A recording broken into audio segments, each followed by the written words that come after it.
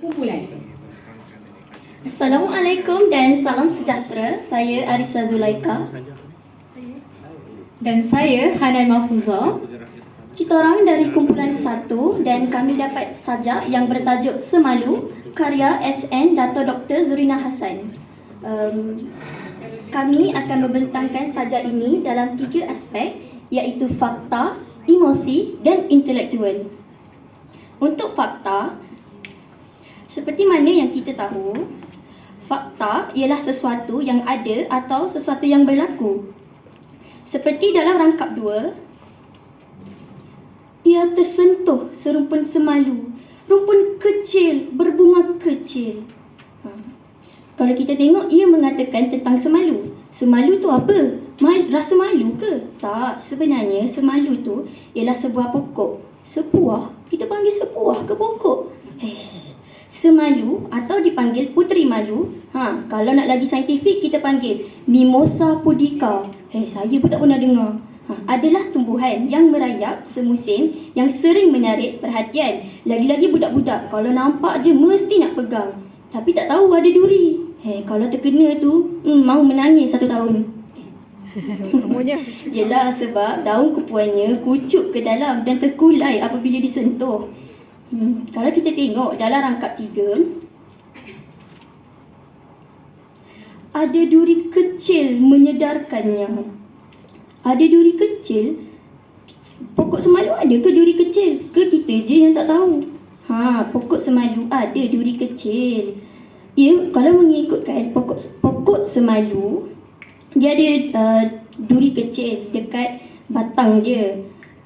Apabila kita baca balik puisi sajak ini, ia tentang seorang pengembara. Mungkin dia mengembara untuk mencari ilmu ke, kita tak tahu. Tapi kalau kita baca balik, ia seolah-olah rasa putus asa, rasa rendah diri, rasa macam dia tak ada confident dengan diri dia sendiri. Dia perjalanan untuk mencari diri dia, mencari makna dalam kehidupan dia.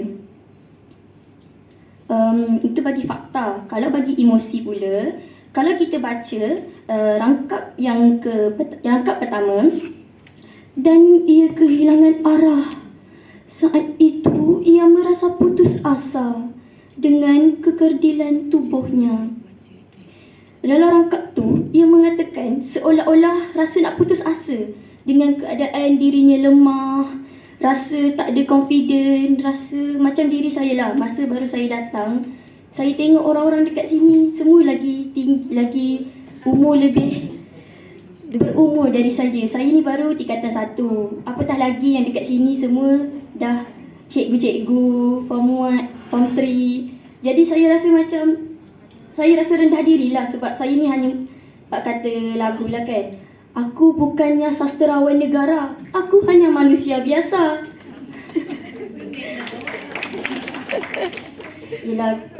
Kalau ikutkan sajak ni sangat relate dengan diri sendiri. Macam remaja-remaja sekarang, kalau kita tengok ramai yang ada social anxiety. Macam saya pun ada juga, kadang-kadang nervous juga nak cakap kat depan. Tapi kita tak tahu, mungkin kita rasa diri kita ni tak ada guna, kalau nak orang katalah tak ada function. Tapi kita tak tahu sebenarnya kita ni, dalam diri kita ni ada je yang boleh kelebihan diri kita. Cuma kita sendiri je tak faham diri kita dengan betul. Ialah sebab kalau ikutkan setiap ciptaan Tuhan mesti ada faedah. Sekecil-kecil mana pun mesti ada faedah. Yelah, takkanlah Allah nak buat saja-saja je. Betul. Kita mesti ada faedah kenapa Allah buat dan kenapa ia dibuat.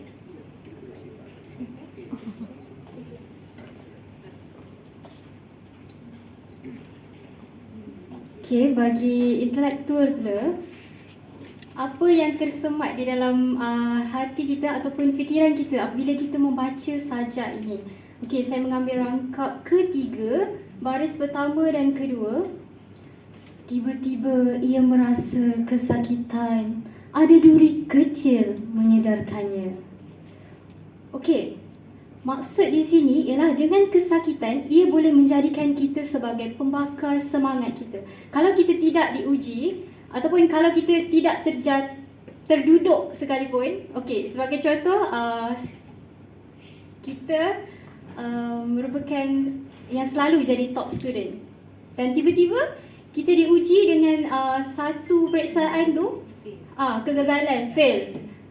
Peperiksaan kita tiba-tiba merosot, dan disebabkan itulah kita cuba untuk bangkit semula.